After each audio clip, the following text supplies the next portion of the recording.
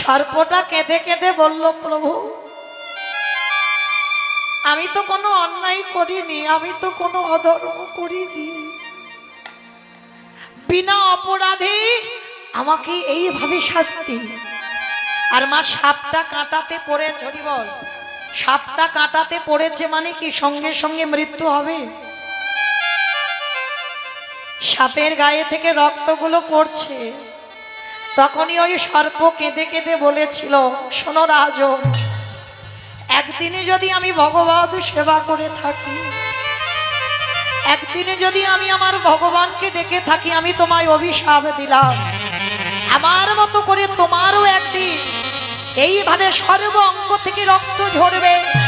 আজ আমার অঙ্গে যেমন কাঁটা বিধি